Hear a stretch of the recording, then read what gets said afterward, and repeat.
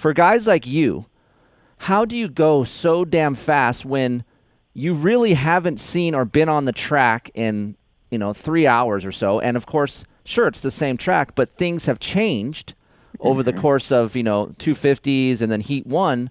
How do you know where the hell you're going? You just like, okay, is it more of like, hey, screw it, I'm just doing it, or I'm going to stick to what I know during the day and hopefully the lines are the same? How does that work?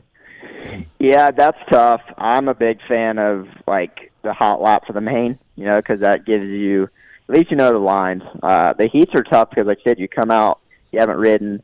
The tracks, especially if you're 450 Heat 2, Heat 1, the track's a little smoother, but by Heat 2, it's already starting to break down a lot, so you have to kind of worry, or not, I shouldn't say worry, but you have to be mindful of the lines that have changed. For me, I definitely try to watch the 250, at least Heat 1, always, and then I try to watch as much as I can of Heat 2, and then again on 450 Heat 1, just on the monitor, or however I can, just so you kind of see the lines, and maybe if there's a section that guys are struggling, or, an area to avoid. But it is hard. Like you said, you go from practice to, for me, I eat dinner, take a nap, and then get ready for open ceremonies. You go out there, and that's one good thing. Like, even though we're throwing whips and stuff on our hot lap, like, if you're in the top 5, you do get a chance to do those hot laps. And even though there's show, you just kind of get a feel and see how they prepped it. You can tell if some things change a little bit and stuff like that. But for me, that is a tough thing, to go out there cold turkey, you haven't seen the track, and you just got to, especially in the heat, you're going fast to try to get a good gate pick. So. Steve, you're right. It's amazing. Like, you move 6 to 8 inches over from your normal line. Yeah. It feels totally fucking different. Yeah, and these guys, it doesn't look like it affects them when they're going somewhere new. Do you know so I went to Glen Helen on Thursday, and I found new lines by guys blowing by me. Yeah. And I'm like, oh, look at that.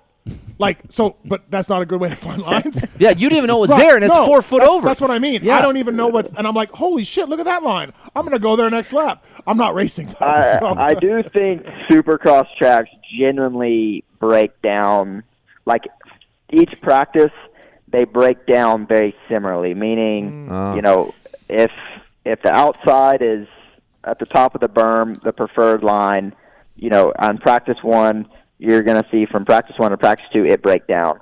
And then typically they do the track prep for the practice 3, and that line, develops and kind of does the same thing. So I do think Supercross is a little more consistent in that fact of there's only so many lines that can be made on a Supercross track, I just think it's so badass. Like, Coop, qualifier 1 goes out. He already knows where the rut's going to – he's ripping a berm on the outside. They already know where the ruts are going to be for the main, and he's going to be way far down, right? And that's what, like you said, I think to put it into perspective, we did track walk this week because of the race day, or day race. We did track walk at 3:30 on Friday, and me and Carlos always walk the track together, and I told him from track walk, I said, before that whoop section we just talked about, I said, a good line in the main event is going to be inside, roll, triple, triple, double inside.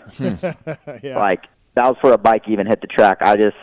That's experience, and just knowing what these tracks do, knowing how many bikes are on it, the 4 strokes, so I think that's where I'm at. Like, I'm so tuned in that I know what lines are going to be what, just looking at the track, which is, when you put it in perspective, pretty wild. Yeah, I remember Ferry a few times who would be like, hey, they're going to quad this in practice. I'm not going to, like James and Ricky are going to quad this. I'm not going to quad this because in the race, in the main event, no one's going to quad this. So why bother quadding it? Mm-hmm. And sure enough, it would turn out to be true. It really changed my perspective when last year I walked Jersey after the main. Oh.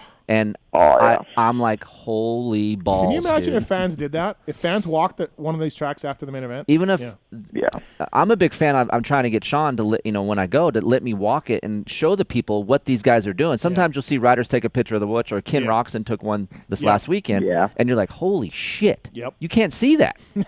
No, you can't. No, it's not only in the fact of, like you said, even those whoops in Atlanta this weekend that he posted, like, there physically is not a smooth line. Right. There's not one line that you could even go that makes sense. So I do feel like maybe if you walk after a national or, REM or something at Glen Helen, you can walk the track. It's rough, don't get me wrong, and there's bumps everywhere, but you can go, oh, okay, that's a preferred line, and like that's a pretty smooth line, or this or that. To where Supercross, like it's tough blocks is where the smooth line is, right. and that it is wild.